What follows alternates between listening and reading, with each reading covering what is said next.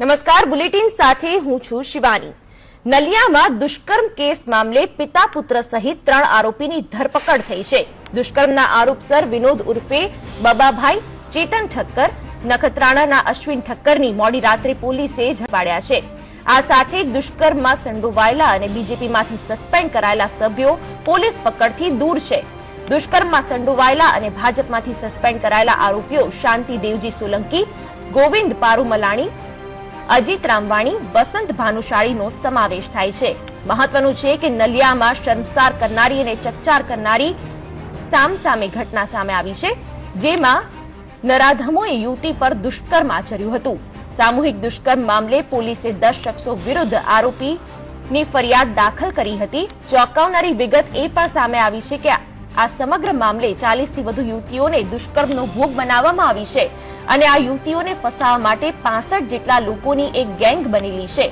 નલિયા દુષ્કર્મ મામલે રાજકારણ પણ ગરમાયું છે, તો બીજી બાજુ ગૃહમંત્રી પ્રદીપસિંહ જાડેજાએ સ્પેશિયલ ઇન્વેસ્ટિગેશન ટીમની રચના કરી હોવાની પણ જાહેરાત કરી છે।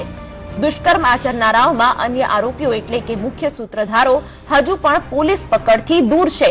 સામૂહિક દુષ્કર્મ મામલે મોટા માથાઓના નામ બહાર આવે તેવી પણ આશંકાઓ સેવાઈ રહી છે। અને આ મુદ્દે વધુ અપડેટ્સ આપી રહ્યા છે સંવાદદાતા રાજુ ઠક્કર। જી રાજુ, એક દુષ્કર્મ આચરવામાં આવ્યું છે, આ સાથે ઘણી બધી યુવતીઓ આ દુષ્કર્મનો ભોગ બની હોવાનું સામે આવ્યું છે।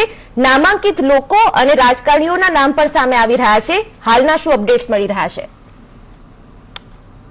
અત્યારે એલસીબીએ મોડી રાત્રે 3 જણાની અટકાયત કરી છે અને વધારે બીજા આરોપીઓને અટક કરવા માટે એની તપાસ કરવા માટે 3 ટુકડીઓ નિમી છે અને 3 ટુકડીઓ, એક વડોદરા છે, એક મુંબઈ ગઈ છે અને એક અન્ય ગામડાઓમાં પણ જ્યાં એમના સગા સંબંધીઓ રહેતા હોય ત્યાં આગળ તપાસ કરી રહી છે। જી રાજુ, આભાર।